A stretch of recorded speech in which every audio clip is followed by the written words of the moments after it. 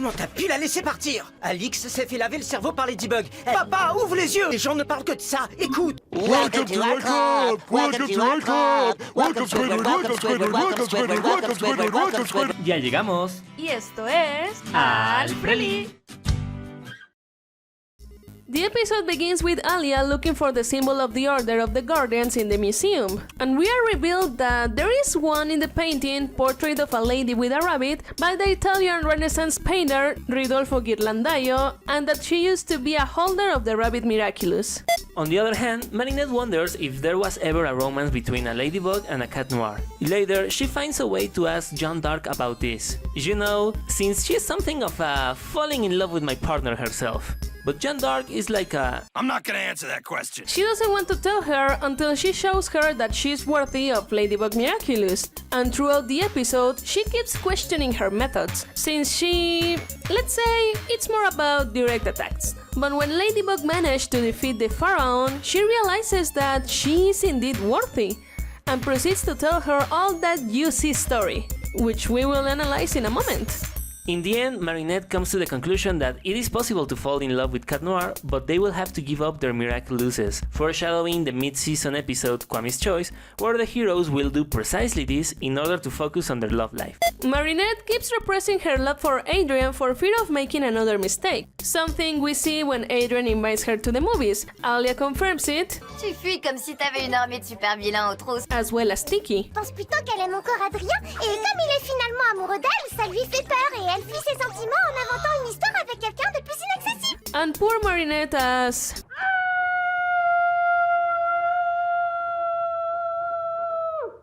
But the interesting thing is that Tiki says precisely that Mary's feelings towards Cat are invented. No, God! No, God, please, no! No! No! No! Well, we explain all this in the last two breakdowns. Go watch them! Since Tiki sees Marinette so committed to her pretended love for Cat, she tells her that with the kwagatamas she can communicate with former Miraculous holders. Hey Tiki, this could have been useful like 3 seasons ago, but well, better late than never I guess. Marinette tries to use this ability, but ends up dropping a painting at the Louvre. And literally, the next thing that happens is that they don't say anything to her, nor do they scold her. But that got me wondering, what happens if, in real life, you damage a piece of art in a museum? Are you so indebted that your great-great-grandchildren will end up paying for the damages? You can tell that I'm totally an adult by asking these kinds of questions. Well, according to Curious magazine, it turns out that works of art are heavily insured. So, if you're just as clumsy as Marinette and you end up accidentally damaging a painting, the insurers will cover the damage and the museum will just slap you on the wrist and they even may ban you. But if you intentionally damage a work, then you will have to pay the damages and you can even expect some prison time. On the other hand, in the Grace Mansion, we, once again, see Gabrielon cooking some pancakes. This is the second time we see him here. Could it be that someone has been watching a lot of MasterChef lately? Back at the museum, it turns out that Alex sent a letter to her dad telling him that all this time she has been sightseeing through time, visiting Leonardo da Vinci, the Three Musketeers, and traveling to the future. And the truth is that I don't understand why Alex can do these unnecessary time trips, but for Marinette, it is forbidden for her to use this power to defeat Monarch. 君たちだって能力を秘密にしてるんだろ Alex mentions to us that she knows the identity of the Mona Lisa, but that she will keep it a secret. Should I tell her or are you telling her? Well, it turns out that since 2005, it is already known that the model is called Lisa del Giocondo, and a little information about her personal life. On the other hand, it's revealed to us that in the world of Miraculous Ladybug, Aramis of the Three Musketeers is a woman. Ah, shucks, a woman in the story. In fact, the same thing happened in the 1987 Three Musketeers anime. After this, Jalil arrives and, well, he starts behaving like that conspiracy uncle we all have, saying that Ladybug is brainwashing people and that Monarch is the good one. Moral of the story, don't spend too much time on Twitter. This episode makes a strong criticism of the negative influence that social networks can have on people's mind. First, Jalil only hears on the internet people who are against Ladybug. He has completely isolated himself from people who do support her. This is a clear example of an echo chamber, where people only listen over and over again to ideas with which they agree but isolate themselves from positions that are contrary to theirs. These echo chambers increase the radicalization and political polarization of people, something that we see clearly with Jalil, where he was already so radicalized that it was not enough for him to fight strangers on Twitter, but it went to the extreme that he asked Monarch to akumatize him. People in echo chambers, from listening to these messages repeated over and over again, end up believing that they are true, which connects to the theme of this Akuma and with another one, post-truth. In a nutshell, post-truth is a distortion of reality where people give more weight to their personal emotions and belief than to objective facts. That doesn't stop me from having an uninformed, flagrantly prejudiced opinion.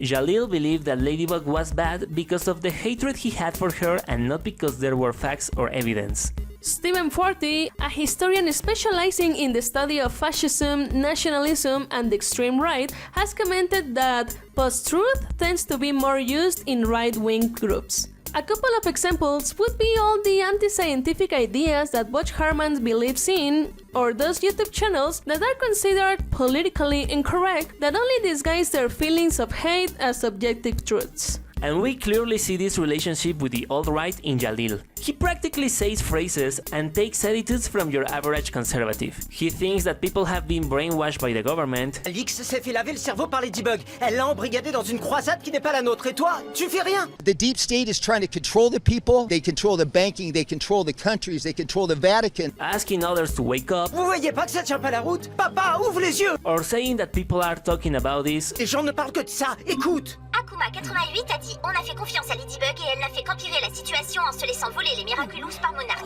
When in reality, they are just a loud minority. But hey, enough about politics. We are here to talk about Ladybug, damn it. So, let's keep going. Among the internet wackos who have never taken a bath, we have Chloe and a guy whose profile picture is Ignoblia, Majestia's evil twin sister. And as icing on the cake, all these information comments are read by the virtual Layla. And after 5 years, the kwagatamas are finally useful. It turns out that if they come into contact with the Order of the Guardian symbol and say reunion, a ring with portraits of previous Miraculous holders will appear. Once the ancestor is chosen, they will appear as a ghost, unable to interact with the real world. The thing here is that only Marinette and Tiki can see all of this. Every day I wake up, then I start to break up, lonely. In fact, at one point, Alia asks Marinette if she's hearing voices, and Jeanne d'Arc says that they used to say the same thing about her. Something funny, because in real life, it is said that Joan heard and saw angels and saints. Also, the kwagatama can only summon the former holders of its Miraculous, meaning that Marinette can only speak to the carriers of the Ladybug Miraculous, and not with ancestors of other Miraculouses. And lastly, the spirit is not the real Joan of Arc, rather, it's a version of her memories right before she had renounced her Miraculous. Among the portraits of the old Ladybugs, we can see Borua, Mikasoyolin, Hippolyta, Tentomushi, La Diez Coccinelle, Modekudeku, La Mariquita, Piao Chong, La Coccinelle, and the star of the episode, Joan d'Arc. Only Mudang Ball was missing. Now, this is all very exciting and so on, but why Mr. Bug and Scarabella were missing? Is it because they didn't renounce the Miraculous, or will they appear after dying? Meanwhile, Monarch is alarmingly excited about this plan. This time, his main target is the Rabbit Miraculous, so he can make amends for the mistake he made in evolution.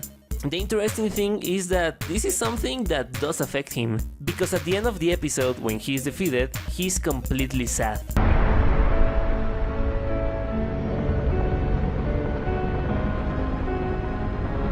Where was that bad loser Gabriel? That Gabriel who makes wordplays on how he's going to beat Ladybug. He even apologizes to Nathalie for failing. Pharaon acquires a new power. Thanks to Matt, the goddess of truth, he's able to obtain a book that knows the objective truth.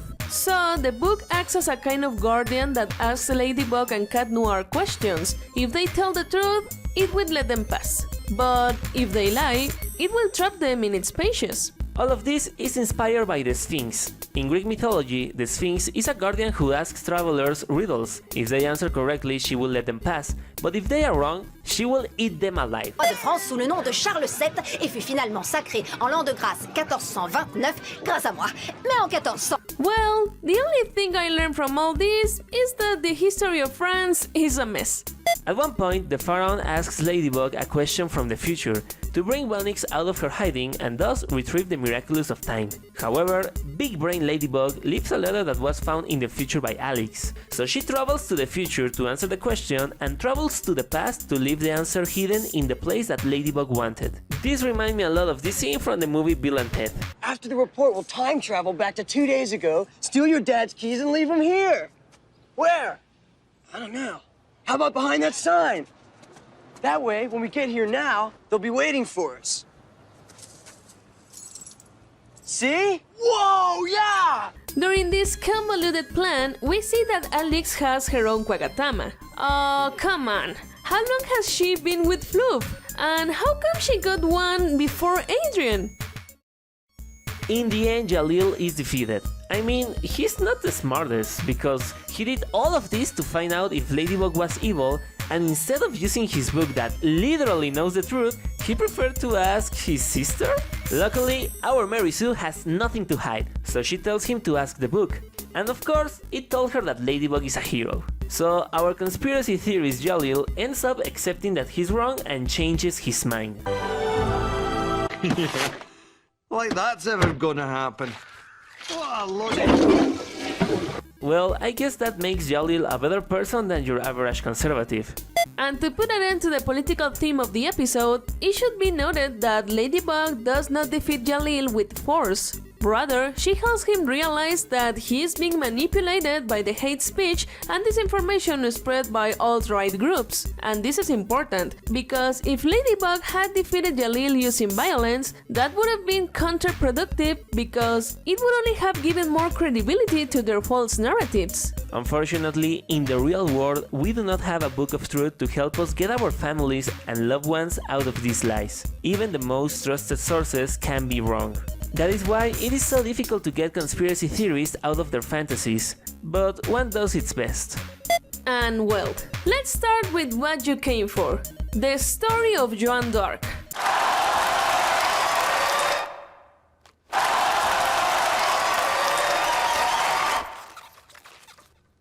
The real Joan d'Arc was born on January 6, 1412, during the 100 Years' War, a war between France and England over a territorial conflict. In real life, she was a peasant before participating in the war. That's why when she receives her Miraculous, we see her on a field. From here, she becomes Scarlet Fate, using a sword as a weapon and her yo-yo as a shield. On the other hand, an Englishman was chosen to use the cat's Miraculous, becoming Dark Grimalkin and fighting on the side of England. Obviously, both carriers fought each other, defending their respective empires. But later, they realized that they were being manipulated by their monarchs, who only sought power and were not interested in their people. And we see the kings Charles VII of France and Henry V of England. The heroes rescue many children and people from the ravages caused by the war, and very much like Romeo and Juliet, Grimalkin and Joan fall in love. I'm sexy and I know it. They decide to retire and live as a couple, but they got caught. In real life, Joan d'Arc was executed at the stake by the English at the age of 19, but in the Miraculous War, she was able to escape and she and her partner renounced their Miraculous, although it is unknown if they lived happily ever after. On the other hand, during Joan's story, we can see Grimalkin protecting his village from a dragon. Let's remember that these creatures did exist in the Miraculous universe, but they were extinguished by plague. Surely this happened after Joan gave up her Miraculous, because at one point she asks Marinette if she has problems with a plague of dragons. And finally, we see Adrian looking at a photo of Marinette. I love that the only way Plague found to stop him from simping was to puke him. Amazing. But now that Adrian has his own kwagatama, Ladybug showed him hers and Adrian saw that Marinette had one just like it. Will he realize it's Ladybug? Nah, probably not. Well, maybe it is stupid, but it's also dumb.